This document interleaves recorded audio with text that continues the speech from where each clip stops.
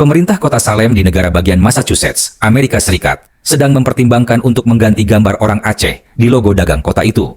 Hal itu dipicu oleh suara-suara yang menyebut gambar orang Aceh di logo kota Salem itu menggambarkan stereotip dan menyinggung orang-orang keturunan Asia di sana. Rencana mengubah logo itu sudah mencuat sejak September 2024. Pada 5 November 2024, pemerintah kota Salem lewat situs resminya www.salema.gov mengumumkan akan membentuk gugus tugas logo kota yang baru. Gugus tugas akan terlibat dalam penelitian, percakapan publik, serta desain dan tinjauan historis untuk mengevaluasi logo kota Salem dan membuat rekomendasi untuk kemungkinan mengubah logo yang telah digunakan sejak 1839 itu. Dalam waktu 18 bulan sejak pembentukannya, antropolog Aceh, Reza Idria, merespon rencana itu dengan meminta pendapat masyarakat Aceh apakah figur orang Aceh di logo itu perlu dipertahankan atau tidak. Jika perlu, Reza mengajak publik Aceh mendiskusikannya dan jika perlu dibuatkan petisi meminta agar rencana perubahan logo kota Salem itu dibatalkan. Reza sendiri telah menyampaikan hal itu kepada Menteri Kebudayaan, Fadli Zon, ketika berkunjung ke Aceh beberapa waktu lalu. Menurut Reza, gugus tugas bentukan Dewan Kota Salem seyogianya akan turut meminta pandangan Indonesia dan khususnya Aceh. Untuk itu, satu diplomasi budaya akan diperlukan. Sosok orang Aceh di logo kota Salem tidak terlepas dari hubungan sejarah panjang Aceh dan Amerika, terutama antara akhir tahun 760-an hingga awal 780-an. Meski Amerika Serikat baru berdiri pada 1776, hubungan dagang antara Salem dan Aceh telah terjalin 2 abad sebelumnya. Reza mencatat, sejak tahun 1654 hingga 1846, tidak kurang 179 kapal dari benua Amerika melakukan pelayaran ke Aceh. Sejumlah sumber sejarah mencatat pelayaran itu untuk mencari rempah-rempah, terutama lada, yang menjadi primadona masa itu lantaran menghasilkan laba yang menggiurkan.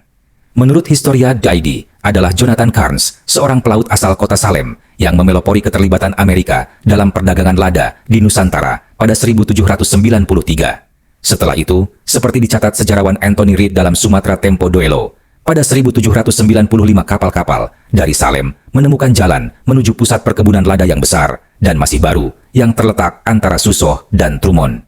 Hingga 1803 telah menghasilkan sekitar 5.000 ton lada dan sebagian besar dikirim ke New England. Pada 1831, pemerintah Amerika mendapat laporan kapal Friendship dari kota Salem dibajak oleh bajak laut di Kuala Bati. Orang Amerika menyebutnya Kuala Batu, sekarang menjadi nama sebuah kecamatan di Aceh Barat Daya. Catatan Wikipedia menyebutkan kapal itu dinakodai oleh Charles Moses Endicott. Amerika kemudian mengirim kapal Potomac untuk membebaskan kapal Friendship yang sekarang replikanya dijadikan museum di kota Salem. Salah satu keluarga pedagang lada dari kota Salem adalah George Peabody. Pada 1839, ketika mendesain logo kota itu, seperti dicatat Reza Idria, Peabody memilih menampilkan sosok Po Adam, seorang bangsawan Aceh yang menjadi sahabat ayahnya, Joseph Peabody, yang dikenal sebagai pedagang lada terkaya di kota itu. Salem lalu menjadi satu-satunya kota di Amerika yang kaya dengan lada dari Sumatera dan memilih menggunakan figur di logonya dengan sosok yang jauh dari benua tersebut. Tulis Reza Idria yang menamatkan studi doktoral di Harvard, Amerika Serikat. Reza sendiri tak merasakan adanya sosok orang Aceh di logo kota Salem sebagai bentuk stereotip atau diskriminasi terhadap orang Asia. Sebaliknya, Reza justru bangga saat tahu bahwa sosok di logo itu adalah orang yang berasal dari Aceh. Itu sebabnya Reza ingin logo itu tetap dipertahankan di sana. Di Dewan Kota Salem sendiri, tak semua sepakat bahwa munculnya orang Aceh di logo kota Salem sebagai bentuk diskriminasi rasial. Anggota Dewan Kota Cindi Jerzilo termasuk yang tak sepakat logo itu diganti. Ketika tumbuh besar di Salem, saya selalu memandang lambang kota sebagai bentuk penghormatan kepada masyarakat Sumatera karena telah membantu menempatkan Salem di peta, katanya. Saya sedih mendengar bahwa beberapa orang menganggap lambang kota sebagai tanda rasisme. Bagaimana kita bisa mengatakan bahwa kota ini tidak lagi ingin menghormati atau mengakui sejarah yang terus memperkaya kota kita saat ini?